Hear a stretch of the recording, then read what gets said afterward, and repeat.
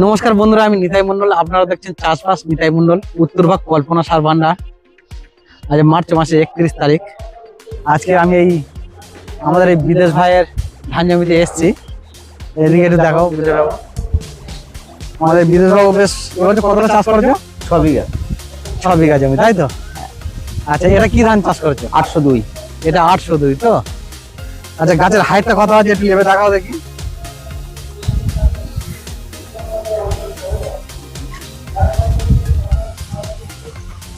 প্রায় বিদেশ বাবু তো একটু শর্ট হাইটের লোক, 4 ফুট। প্রায় বেশ ভালো হাইট, একদম ঠোঁট বন্ধ করে হিসেব করে, সিটটা হচ্ছে বুক বন্ধ করে। যাই হোক, আমি বন্ধুদের কাছে বলবো এবছর তুলনামূলকভাবে গাছ সব জায়গায় ভালো। আমি তো সব জমিতে যাচ্ছি, সব জায়গায় গাছ ভালো। কোনো জায়গায় যে বলতে পারবে না যে আমার গাছ খারাপ আছে, মানে তুলনামূলকভাবে ভালো, সব জায়গায় ভালো। আর যে একটু ভালো ট্রিটমেন্ট করতে পেরেছে তার গাছ আরও ভালো। তবে ধানটা বার হচ্ছে। আমি শুধু আজকের দুটো কথা বলবো, যে অনেক চাষি ভুল করে ফেলছে, যে ধান জমিতে জল রাখার নিয়মটা জানে না। অনেক চাষি ভুল করে ফেলছে, ধান একদম পুরো বার হয়ে গেছে, জমি গিয়ে দেখছি যে 4 ইঞ্চি করে জল, 3 ইঞ্চি করে জল। কেন এগুলো থাকবে? কেন জলটা রাখার নিয়ম কি? ধান বার হয়ে যাচ্ছে পুরো, আমি জল রেখে দেবো?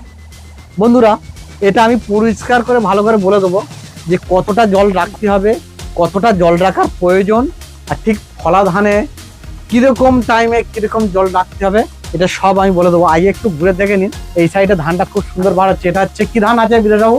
802। এটা হচ্ছে 802, দারুণ ফলছে 802 ধানটা। দেখো 802টা দারুণ ফলছে, সুন্দরভাবে ফলছে। আর এই সাইডে দেখো বন্ধুরা, এই সাইডে এন সংখ্যার ধান। এই এন সংখ্যার ধানটাও কিন্তু আগেকার দিনে একদম 1 নম্বর ধান ছিল এই এন সংখ্যার ধান।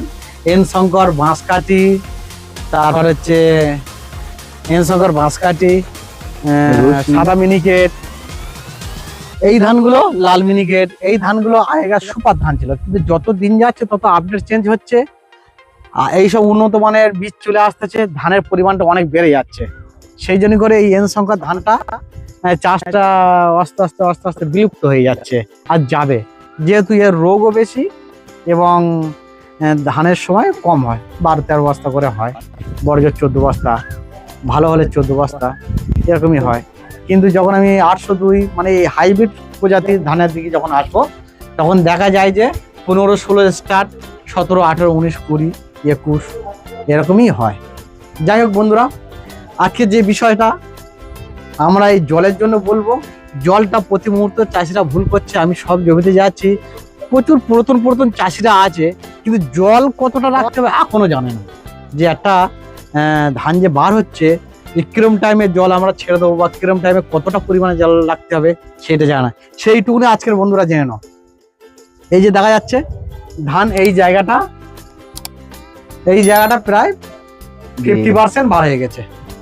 50% ধান আমার এই জায়গাটা বার হয়ে গেছে। আমি কিন্তু এই জমিতে আর জল রাখবো না, এই জমিতে আমি একদমই জল রাখবো না। কারণ 50% বার হয়ে গেছে মানে আর 4-5 দিনের মধ্যে দেখা যায় যে পরিষ্কার সব বার হয়ে যাবে। তাহলে এই মুহূর্তে আমার এখানটা জল আছে, একটু যদি দেখাও, একটু যদি দেখাও জল, একটু যদি দেখাও, এখনো জলটা দেখো কতটা জল দেখা যাবে কি? এখনো অনেকটা জল আছে, দেখা যাচ্ছে 3 ইঞ্চি, 3.5 ইঞ্চি, 2.5 ইঞ্চি করে জল আছে। তাহলে বন্ধুরা এই জিনিসটা মাথায় রাখবে যে যতটা পরিমাণে তুমি জল রাখবে না, ততটা ধান বার হতে লেট হবে, ধান পাকতেও লেট হবে। তাহলে এই সময় এতটা করে জলের আমার প্রয়োজন নেই। তার কারণ জল কমবে, মাটি শুকোবে, মাটিটা শুকিয়ে শক্ত হবে, তারপর তুমি ধান কাটতে যাবে। যেহেতু হাতে কাটে বা মেশিনে কাটো, যেভাবেই কাটো না কেন, মাটিটা শুকনোর প্রয়োজন। তাহলে আমার ধান 50% বার হয়ে গেছে, এর মধ্যে যদি আমার এতটা জল যদি থাকে, ও যা জল আছে শুকোতে অন্তত 25 দিন সময় লেগে যাবে। তাহলে কেন আমরা এতটা জল রাখবো?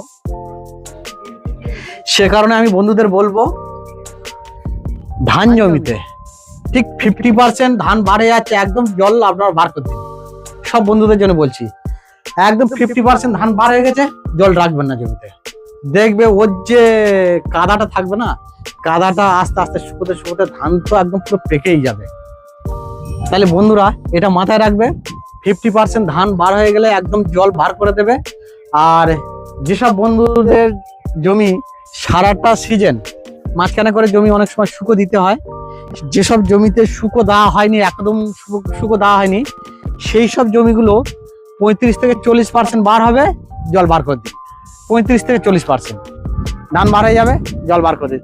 দেখবে যে ওর যে জল বার করার পর তো সব তো বার হবে না, দেখবে খুঁজে খাজে জল থাকবে এবং কাদাটা থাকবে প্রচুর পরিমাণে। থাকলে দেখবে যে আস্তে আস্তে আস্তে আস্তে খুব সুন্দর মেজারমেন্ট হয়ে বার হয়ে যাবে। ধান যখনই পেকে যাবে মাটিটা দেখবে শক্ত হয়ে গেছে। তাহলে বন্ধুরা এটা তো করতে হবে অবশ্যই, তার কারণ ধান যে দেরি হয়ে যায় পাকতে, এইটা কিন্তু অ্যাকচুয়ালি জলের জন্য। জল যতটা পরিমাণে বেশি রাখবে ধানটা বার হতে এবং পাকতে লেট হয়। জল যত তাড়াতাড়ি শুকিয়ে দেবে ধানটা হয়ে যাবে। কারোর চিন্তা ভাবনা থাকে বা মনে সংকোচ থাকে যে ধান পুষ্ট হবে না, হবে না, একদমই ওটা ভাববে না। ধান পুষ্ট হয়ে যাবে, চাল প্রচুর পরিমাণে যেমন হয় তেমন ঠিকই হয়ে যাবে, চিন্তার করার কারণে। আর এবছর একটু আমি প্রত্যেক বন্ধুদের জন্য বলবো জলটা আগে থেকে একটু শুকিয়ে দেবে। তার কারণ আকাশের ওয়েদার খুবই খারাপ এবছর। ইতিমধ্যে 3 বার ঝড় হয়ে গেছে, আর তার মধ্যে হালকা বৃষ্টি হচ্ছে। যা আকাশের যা কন্ডিশন দেখা যাচ্ছে এবছর কিন্তু আরো বৃষ্টি আছে যা ভাব, আর ঝড়ের পরিমাণটাও বেশি আছে। সে কারণে বলবো জলটা ঠিক এরকম 50% যখন ধান বার হয়ে যাবে জলটা পুরো বার করে দিন বন্ধুদের বলবো। আর যা আকাশে ওয়েদার, ধানটা কিভাবে যে আমরা ঘরে আনবো বা চাষিরা ঘরে নিয়ে যাবে, এটা খুব দুশ্চিন্তার একটা বিষয়। কারণ আকাশ যেভাবে লেগে আছে এবছর, তাই প্রত্যেক বন্ধুদের বলবো চেষ্টা করো সব মেশিন দিয়ে কেটে ঝপ করে তুলে না। তা না হলে ধান পেকে গেলে ধান কেটে রেখে দিতে আবার তুলতে দেখা যায় 3 দিন 4 দিন সময় লেগে যায়। তার মধ্যে যদি বৃষ্টি হয়, আর এতে হচ্ছে খরচ ধান, এ খুব একটা জল টল সহ্য করে না। হ্যাঁ, সে কারণে বলবো সেইভাবে যে যার যতটা চাষ করেছেন সেইভাবে নিয়ে প্রস্তুতি নিয়ে টুক করে ধানটা তুলে নেবেন, যাতে কারোর অসুবিধা না হয়। কারণ অনেক কষ্টের চাষ, অনেক টাকার চাষ।